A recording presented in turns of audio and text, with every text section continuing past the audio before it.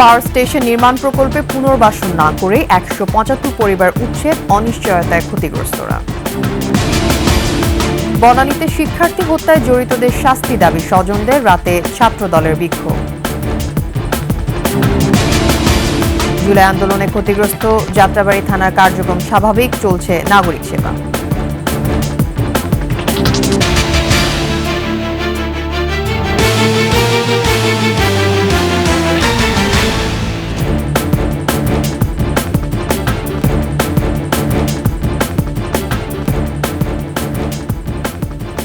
শুনছিলেন সংবাদ শিরোনাম। আমন্ত্রণ ২১-এর সংবাদে আপনাদের সাথে থাকছে আমি তাসলিমা আফিফা।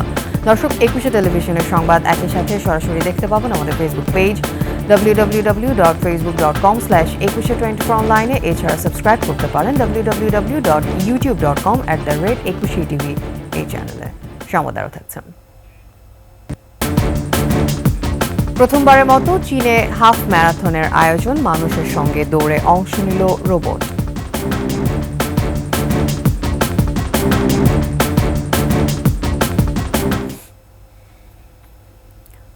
আগে পুনর্বাসন পরে উচ্ছেদ, এমন কথা থাকলেও ঘর না দিয়েই ভিটে ছাড়া করা হয়েছে ১৭৫ পরিবারকে। পটুয়াখালীর কলাপাড়ায় আশুগঞ্জ পাওয়ার স্টেশন নির্মাণ প্রকল্পে ঘটেছে এই ঘটনা। ২০২১ সালে কয়লাভিত্তিক বিদ্যুৎ প্রকল্প বাতিলের পর ক্ষতিগ্রস্তদের পুনর্বাসন নিয়ে এই অনিশ্চয়তা দেখা দিয়েছে। পটুয়াখালী থেকে মুজাহিদ প্রিন্সের তথ্যচিত্রে ডেস্ক রিপোর্ট। আশুগঞ্জ ১৩২০ মেগাওয়াট কয়লা ভিত্তিক বিদ্যুৎ প্রকল্পের জন্য পটুয়াখালীর কলাপাড়ায় প্রায় ১,০০০ একর জমি অধিগ্রহণ করলে বাস্তুচ্যুত হয় প্রায় ১৭৫টি পরিবার। তাদের পুনর্বাসনের জন্য বিদ্যুৎ কেন্দ্রের পাশেই ১৫ একর জায়গায় নির্মাণ করা হচ্ছে পুনর্বাসন পল্লী। নির্মাণ কাজ শেষ না হওয়ায় ক্ষতিগ্রস্তদের এখনও আবাসনের ঘর হস্তান্তর করা হয়নি, অথচ স্থানীয়দের ভিটে ছাড়া করা হয়েছে। ময়লার ভিতরে আমরা ঢালাই দিয়েন না, এরা জোর করে করে আমাকে কোনো আর উল্টো বিলে আমরা আইয়ে যদি কোনো আলোচনা করি যে এইটা করেন কা, এ কইতেছে বান্ডারের ভিতরে ঢুকতে পারবেন না। যারা ক্ষতিগ্রস্ত পরিবার তারা কেউ বেড়িবাঁধের উপরে থাকে, কেউ বেড়িবাঁধের ঢালে থাকে। যার পরিবারে ৩-৪টা সন্তান আছে, এদের পুত্রবধূরা আছে, এদের নিয়ে যে আসলে বসবাস করবে এরকমের বসবাসের উপযোগী ঘরও এখানে হয় নাই। পুরো প্রকল্পের নির্মাণ কাজ নিম্নমানের হয়েছে বলে অভিযোগ স্থানীয়দের। হাতের খোঁচাতেই উঠে যাচ্ছে সড়কের কার্পেটিং।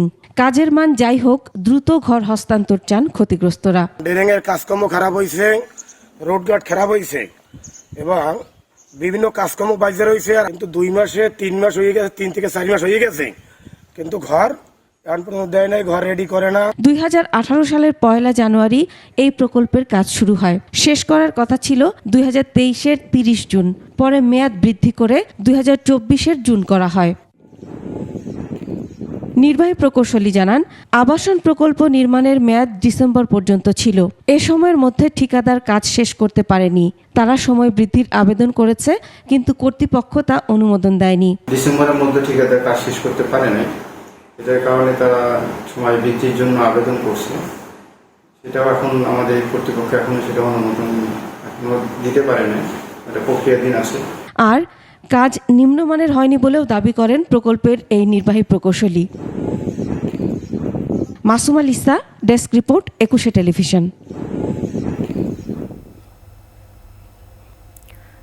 রাজধানীর বনানীতে নিজ ক্যাম্পাসে ছুরিকাঘাতে নিহত হয়েছেন প্রাইম এশিয়া বিশ্ববিদ্যালয়ের টেক্সটাইল ইঞ্জিনিয়ারিং ৪র্থ বর্ষের ছাত্র জাহিদুর রহমান পারভেজ।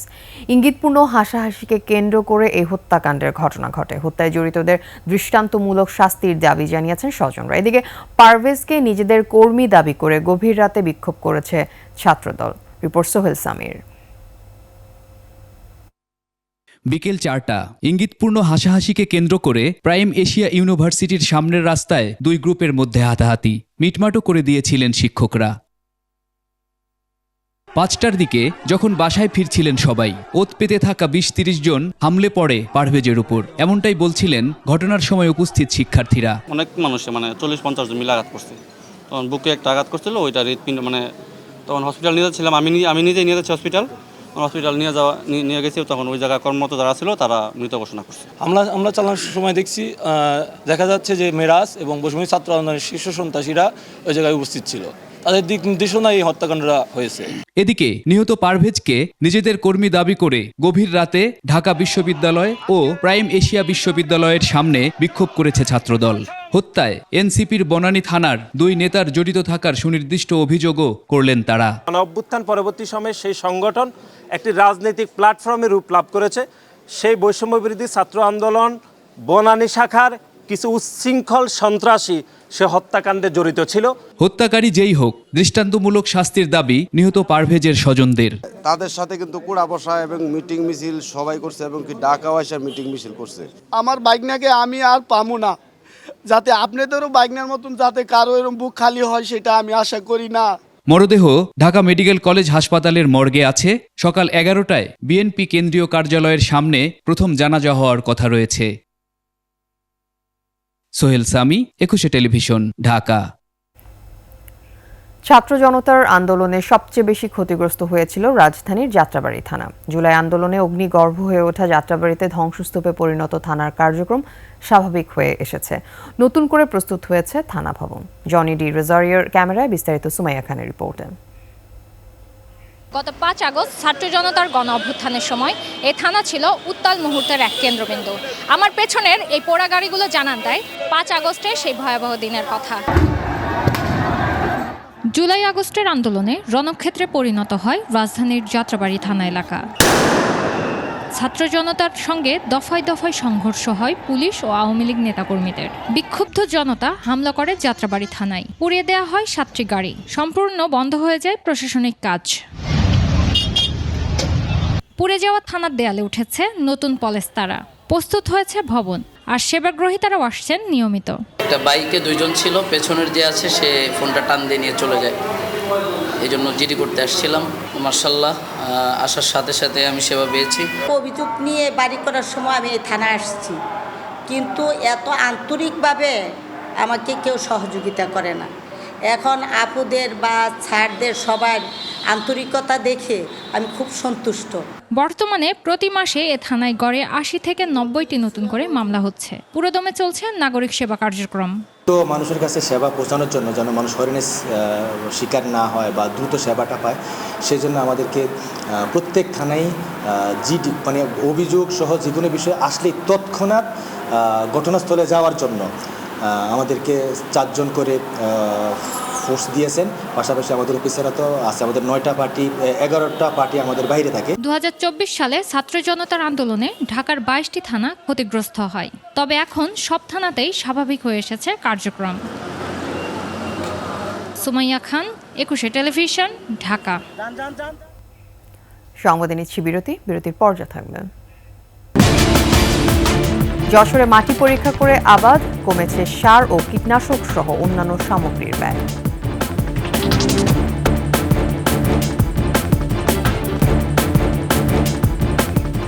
আপনারা দেখছেন 21 সংবাদ। চাষের মাটি পরীক্ষা করে নেওয়ার ব্যতিক্রমী উদ্যোগ নেওয়া হয়েছে যশোরে। একজনকে অনুসরণ করে এখন সবাই মাটি পরীক্ষা করে আবাদ করছেন। ফলও পাচ্ছেন আশানুরূপ। কমেছে সার ও কীটনাশক সহ অন্যান্য সামগ্রীর ব্যয়। যশোর প্রতিনিধি শিকদার খালিদের তথ্যচিত্রে ডেস্ক রিপোর্ট। যশোরের সবজির যেমন রয়েছে ঐতিহ্য, তেমনি ফুলের রাজধানী হিসেবে পরিচিত। উর্বর মাটির জেলায় কৃষক সহজেই তার লক্ষ্য পূরণ করে চলেছে। এ অবস্থায় আরও পরিকল্পিত চাষাবাদের জন্য ব্যতিক্রমী এক উদ্যোগ নিয়েছেন শ্যামল বিশ্বাস, যা অনুসরণীয় হয়ে উঠেছে। মাটির স্বাস্থ্য সম্পর্কে অবহিত হয়ে আবাদ করেন তিনি, পাচ্ছেন সুফলও। জমি মাটি যখন পরীক্ষা নিরীক্ষা কিছুই করতাম না, তখন দেখা যাচ্ছে যে 10টার ঘাটতি দিচ্ছে ইউরিয়া, এটাও ইহিতে বিয়ে পরিত হইতো। এখন আমরা এটা পরীক্ষা করে শিওরে দেখা যাচ্ছে 10টা জায়গায় 10টা দিই, 10টার ঘাটতি হলে। এইটা এখন কাঙ্ক্ষিত লক্ষ্যে আমরা ফলন পাচ্ছি, প্লাস খরচ কমছে। শ্যামল বিশ্বাসের সফলতায় আগ্রহী হয়ে উঠেছেন গ্রামের অন্য চাষিরাও। বলছেন এ পদ্ধতিতে চাষ করায় ফলন ভালো হচ্ছে, সেই সাথে চাষাবাদের খরচও কমে যাচ্ছে। শ্যামলের দ্বারাই পরীক্ষা করি, এইভাবে আমরা জিনিস নিয়ে আসে বইতে দিয়ে আমরা উপকার পাই। কি লেখা থাকে যা ওইভাবে আমরা ওই ফসলের দিয়া ধরি। আমাদের আগে হচ্ছে সারটা মেলা করে, এখন অল্প সারে আমার কাজ হয়ে যাচ্ছে। অতিরিক্ত সার প্রয়োগে মাটির উর্বরতা কমে আসছে, তাই মাটি পরীক্ষা করে সার প্রয়োগের উপর গুরুত্ব দিচ্ছেন মৃত্তিকা গবেষণা ইনস্টিটিউট। মাটি পরীক্ষা করে সার প্রয়োগ করা একটা টেকসই এবং পরীক্ষিত লাভজনক প্রযুক্তি। এই প্রযুক্তি ব্যবহারের ফলে কৃষকের উৎপাদন খরচ যেমন কমবে তেমনি ফসল উৎপাদনও 10 থেকে 20% বৃদ্ধি করা সম্ভব। দীর্ঘদিন ধরেই অতিরিক্ত সার ও কীটনাশক ব্যবহার না করার পরামর্শ দিয়েছে কৃষি বিভাগ। মহিমা পলি, ডেস্ক রিপোর্ট, 21 টেলিভিশন। দর্শক, এ বিষয়ে আরও খবর জানাতে সরাসরি যুক্ত হচ্ছেন যশোর প্রতিনিধি শিকদার খালিদ। খালিদ, আশা করি শুনতে পাচ্ছেন।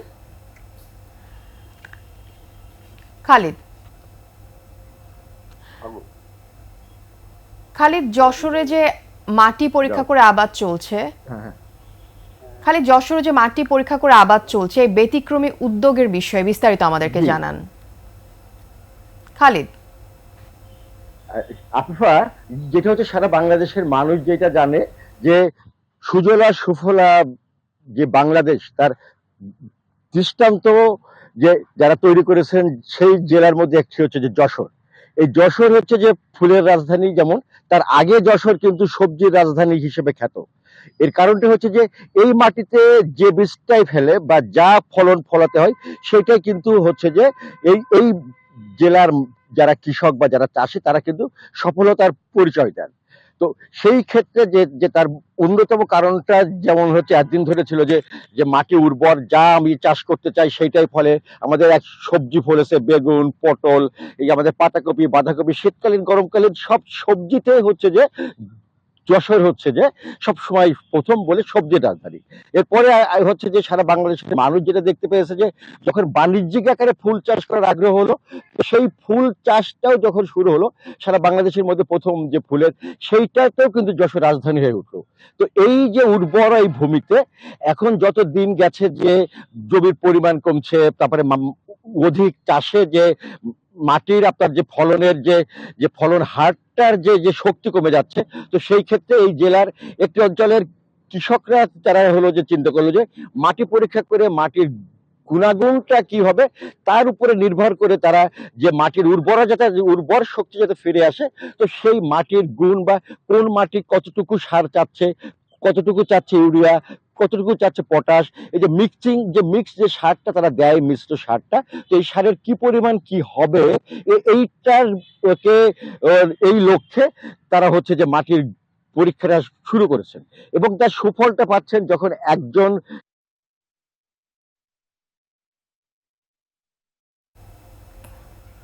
আর এরই সাথে শেষ করছি 21 সংবাদ। যাবার আগে সংবাদ শিরোনামগুলো আরো একবার। পাওয়ার স্টেশন নির্মাণ প্রকল্পে পুনর্বাসন না করে 175 পরিবার উচ্ছেদ, অনিশ্চয়তায় ক্ষতিগ্রস্তরা। বনানীতে শিক্ষার্থী হত্যায় জড়িতদের শাস্তি দাবি স্বজনদের, রাতে ছাত্রদলের বিক্ষোভ। জুলাই আন্দোলনে ক্ষতিগ্রস্ত যাত্রাবাড়ী থানার কার্যক্রম স্বাভাবিক, চলছে নাগরিক সেবা।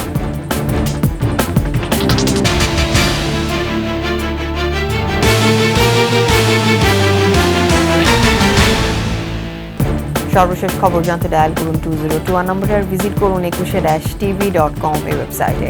এছাড়া ফেসবুকে লগ ইন করতে পারেন www.facebook.com/2124 অনলাইনে। এছাড়া সাবস্ক্রাইব করতে পারেন www.youtube.com/21tv এই চ্যানেলে। এতক্ষণ সাথে থাকার জন্য ধন্যবাদ। আমাদের পরবর্তী সংবাদ বেলা 11টায় দেখার আমন্ত্রণ রইল।